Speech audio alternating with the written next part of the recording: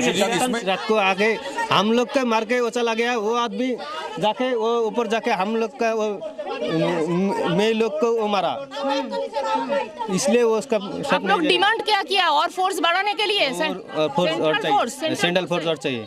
State police का ऊपर कोई भरोसा नहीं है? नहीं, उसका वो टीएमसी का पुलिस उसका कब्जे नहीं जाएगा। आप लोग सेंट्रल पुलिस मांग रहे हैं? हाँ, सेंट्रल पुलिस मांग रहा है। और गांव में कल क्या हुआ था रात में? रात में वो मार के चला गया, वो टीएमसी का।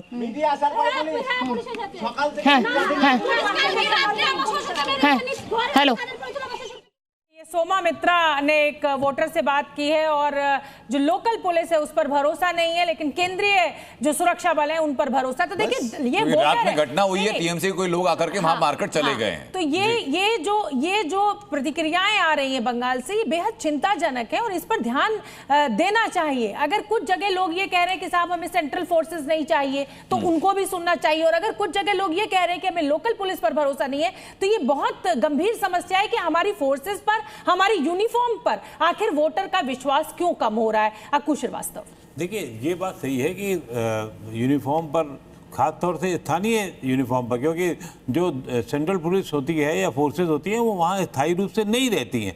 भरोसा अगर नहीं होता है तो फिर स्टेट पुलिस पर होता है। की बात हो नहीं, इलेक्शन डे में भी होता है कि उनको पता होता है कि ये 10 दिन बाद तो रहेंगे नहीं। 2.5 लाख पुलिस सेंट्रल फोर्सेस वहाँ डिप्यूट की गई, 2.5 लाख। आप कल्पना करना मुश्किल है, 2.5 लाख लोग। 7 करोड़ वोटर भी है, 7 करोड़ वोटर भी है। 91 लाख भले ही उसमें से हट गए, तब भी 6-6.25 करोड़ वोटर है बंगाल में। लेकिन तो ये 2.5 लाख का आंकड़ा क्यों इतना बड़ा लग रहा है? 7 करोड़ नहीं है, आधा होगा, उससे कम अरे होगा। आज आधा, लेकिन फिर भी 2.5 लाख वोटर आज है वहां पर। अरे सर 3.5 करोड़ मान लीजिए, 3 करोड़ मान लीजिए, 3 करोड़ पे 2.5 लाख सुरक्षा बल क्या होता है? अजीत जी, अजीत जी, देखिए नहीं, यहाँ पे जो है, कह रही हूँ भाई 91 लाख डिलीट करने, यहाँ पे जो है ये सबसे बड़ी चीज ये है ना कि जहाँ पे जो है ना, जो टीएमसी ये शुरू से रहा है कि हिंसा का तो इतिहास रहा है वेस्ट बंगाल में, और दोनों तरफ से होता है। ऐसा कुछ नहीं है कि भारतीय जनता पार्टी की तरफ से नहीं होता है। वहाँ पे मुझे लगता है जल्दी से हमें फील्ड का रुख करना चाहिए। नहीं देखिए, अब बात के बीच पूरी बात तो कहने दें उनको भाई, वो क्या कह रहे हैं। दोनों तरफ से ये होता है। उनका एक पॉइंट था, निखिल प्रसून जी का रुक, गरिमा जी आऊंगी आपके पास। निखिल प्रसून जी, घुसपैठिया वर्सेस बंगाल अस्मिता, ये एक बड़ा मुद्दा बनाकर दो बड़ी पॉलिटिकल पार्टीज टीएमसी और बीजेपी ने पेश किया। आपको क्या लग रहा है? क्योंकि जब हम जनता से बात कर रहे हैं तो वो तो एसआईआर का मुद्दा कह रही है, कोई घुसपैठिया एक का दिक्का कोई बोल रहा है। देखिए, सवाल ये है कि जो 10 जिले हैं जो कि बांग्लादेश से लगे हुए हैं, उनकी जनसांख्यिकी में आमूलचूल परिवर्तन हुआ है। वहां तृणमूल का पूरा तंत्र काम करता था, जो कि उनका फर्जी आधार कार्ड, वोटर कार्ड इत्यादि बना करके समूचे देश में जो है उन्हें भेजता था, और वो चुनाव के समय में आकर के यहाँ पर वोट देते थे। तो उनकी संख्या में आमूलचूल परिवर्तन होगा, इसलिए अमित शाह जी ने कहा है कि हम लोग उन्हें डिटेक्ट, डिलीट और डिपोर्ट करेंगे। दूसरी बात यह है कि 500 किलोमीटर, करीब 600 किलोमीटर की जो सीमा है उसमें बाढ़ लगाने के लिए जमीन नहीं दिया। हमारी सरकार आने के 6 महीने के अंदर वहां जमीन का अधिग्रहण कर बाढ़ लगाया जाएगा। तो आपने देखा आसाम और त्रिपुरा में किस तरह घुसपैठ में आमूलचूल परिवर्तन है, बहुत ही कमी आई। तो हम लोगों के लिए, हर व्यक्ति के मन में जिस तरह सनातन पर उभरता हुआ प्रश्न है, जिस तरह हरगोविंद दास और चंदन दास की जो है सो हत्या कर दी गई मुर्शिदाबाद में, इन सब का बड़ा प्रभाव है। जनता जो पब्लिक है वो सहमी हुई है, और जो आपके संवाददाताओं को जो प्रतिक्रिया नहीं दे रहे हैं, उनके अंदर जो पिछले 15 वर्षों की जो एक तरह से आतंकित करने का जो प्रयास किया है। निखिल प्रसून, मुझे 2 बातें बताइए सर। आपने 2 चीजों का जिक्र किया, उसके बाद में चलूंगा बाकी मेहमानों के पास। आपने घुसपैठ का जिक्र किया और आपने सनातन का जिक्र किया। तो मुझे बताइए कि घुसपैठ अगर किसी भी राज्य में, देश के अंदर हो पा रही है, तो उसका प्राइमरी जो फेल्योर है वो किस एजेंसी को जाता है?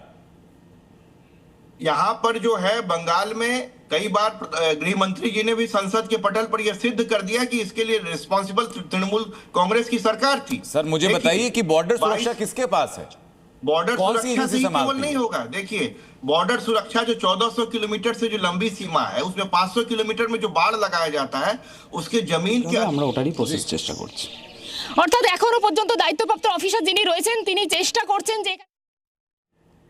तो चलिए, अब कांग्रेस की प्रवक्ता भी कुछ कहना चाह रही हैं। जी बोलिए गरिमा जी। देखिए शोभना जी, मुझसे आपने सवाल किया और आनंद जी ने भी सवाल किया कि सबसे बड़ी पार्टी होने के बावजूद हम Oldest. वहां पर खो गए। हाँ, और इन्होंने किया आपके को एंकर ने कि ममता बनर्जी ने राहुल गांधी जी के प्रस्ताव को ठुकरा दिया और वो नहीं आई मिलने के लिए। मैं दोनों का जवाब दूंगी जी। आपने जवाब लिया नहीं था। सबसे बड़ी बात तो यह है कि यही खूबसूरती है हमारे लोकतंत्र की कि जिस मुद्दे पर हमको साथ होना होता है उस पर हम साथ होते हैं, जिस पर हमें कोई भी मतभेद होता है हम नहीं होते। वहीं आपने कहा कांग्रेस पार्टी, संविधान में क्या है, फेडरल स्ट्रक्चर, यत्र तत्र सर्वत्र हम ही हो जाएं, ऐसा भाजपा की जैसी हवस हमारे अंदर नहीं है कि हर राज्य में हमारी ही सरकार हो। और भाजपा यदि इतनी मजबूत होती तो तेलंगाना में, हिमाचल प्रदेश में, कर्नाटका में वो पन्ना प्रमुख कहां चले गए। गरिमा जी, मैं आपसे गरिमा जी 10 सेकंड के लिए रोकूंगी, और इसलिए रोकूंगी कि आपने कहा कि साहब हमें हवस नहीं है। अगर हवस नहीं तो चुनावी लड़ने से इनकार कर दीजिए ना। चुनाव तो आप लड़ती हैं, लेकिन आप जीत नहीं पाती हैं, तो आप कह रही हैं कि साहब हमें हवस नहीं है। ये कैसा बयान है? मैं इसको कैसे समझूं? ममता बनर्जी, देखिए अभी नवीन जी रुक जाइए। हाँ शोभना जी, अभी भाजपा के प्रवक्ता ने कहा कि आतंकित है वेस्ट बंगाल की सरकार से लोग। जितना जनाब निखिल प्रसून जी, आपके पिछले 12-13 सालों में आतंक इस देश के अंदर जो एजेंसियां हैं, जांच एजेंसियां, उनका आतंक, विपक्षी दलों के ऊपर, पत्रकारों का हाल देख लीजिए, चैनलों का हाल देख लीजिए, पत्रकारिता कहां पहुंच गई है, जनता का हाल देख लीजिए। सबसे ज्यादा आतंकित तो देश को आपने किया है पिछले 12 सालों में, और आप आतंक की बात कर रहे हैं। प्रॉब्लम क्या है कि अगर रणनीति के तहत चुनाव लड़ा जाए, एक हेल्दी कंपटीशन के तहत, तब तो वो बात समझ में आती है। पर जहां भी आपके पास कोई जवाब नहीं होता, आप जहर और जुमले उगलना शुरू कर देते हैं। जिस तरह की भाषा अब गरिमा जी, एक छोटे से संशोधन के साथ जो आपने कहा कि हर राज्य में सरकार हो, इस बात की हवस नहीं है। इस देश के अंदर राजनीतिक इतिहास गवाह है कि अगर किसी एक राज्य की सरकार को गिरा करके अपनी सरकार बनाएंगे तो इंदिरा गांधी के कार्यकाल में हुआ था।